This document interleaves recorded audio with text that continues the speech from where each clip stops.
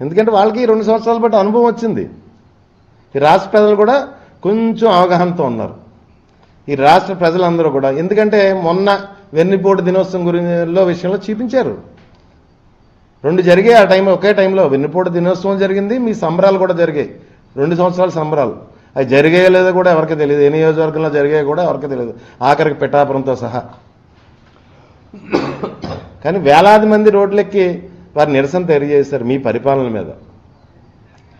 ఒకసారి గమనించండి అయ్యా, మీరు ఏదో రాజ్యాంగం, మీరు సొంత రాజ్యాంగం నడిపించుకుని వెళ్ళిపోతామన్నారు. కానీ ఒకసారి అంబేద్కర్ గారి రాజ్యాంగాన్ని కూడా ఒకసారి గుర్తు చేద్దామని నేను చంద్రబాబు నాయుడు గారికి చెప్తున్నాను. ఇంత అత్తమాను టాపిక్ డైవర్షన్లో ఎవరో ఒకరిని తీసుకొచ్చి మీటింగ్లు పెట్టి తిట్టించడం, బూతులు మాట్లాడించడం అది సమంజసంగా లేదు. ఈ రాష్ట్ర ప్రజల పట్ల కొంచెం కన్సర్న్ చూపించి మంచి పరిపాలన ఇవ్వాల్సిందిగా, అదేవిధంగా ఈ ఐదుగురు విషయంలో దయచేసి ఈ రాష్ట్ర ప్రభుత్వం కానీ, ముఖ్యమంత్రి గారు కానీ, హోమ్ మినిస్టర్ గారు కానీ, ఈ రాష్ట్ర పోలీస్ వ్యవస్థ కానీ అందరూ కూడా ఖచ్చితంగా ఈ రాష్ట్ర ప్రజలకు సమాధానం చెప్పాలి.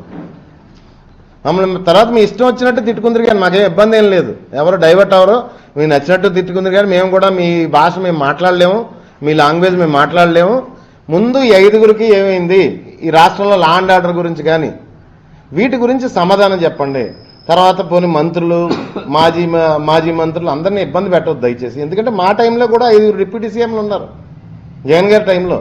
వారందరూ కష్టపడి పని చేసుకోవడానికి చూశారు కానీ వాళ్ళని దూషించడానికి ఎవరు చూడలేదు, వాళ్ళని తిట్టడానికి చూడలేదు.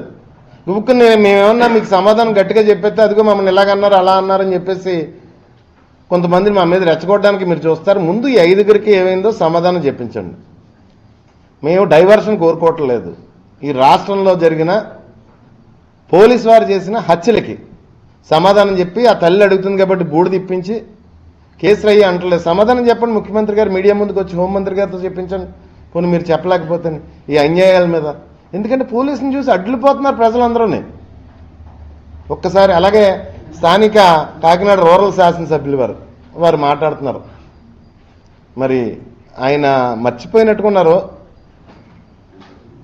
గతంలోని ఒక నిండి ఇంట్లో కార్యక్రమం ఫంక్షన్ జరుగుతుంటే, మా నాయకుల ఇంట్లో ఫంక్షన్ జరుగుతుంటే ఇలాగే దురుసుగా ఆ ఇంటి మీదకి వెళ్ళి దాడి చేయడం పరిస్థితి చూసాం మనం. ఆ ఇంటి మీద కాకినాడలోనే. అప్పుడు ఏమైందండి, పరిగెట్టించి బట్టలు చింపి చితగొట్టారు. గుర్తుందా సార్? మర్చిపోకండి సార్ మీరు దయచేసి. ఒకసారి గుర్తుపెట్టుకోండి. మీరు ఏదో మా గీతలు ఇచ్చేస్తామని, లేకపోతే చీరేస్తామని, చింపేస్తామని అలాంటి మాటలు మాట్లాడొచ్చు సార్ దయచేసి.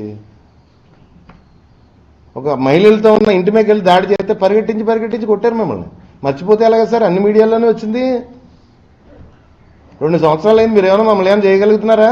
మేము ఏ తప్పు చేయలేదు కాబట్టి మమ్మల్ని మీరు ఏమీ చేయలేకపోతున్నారు.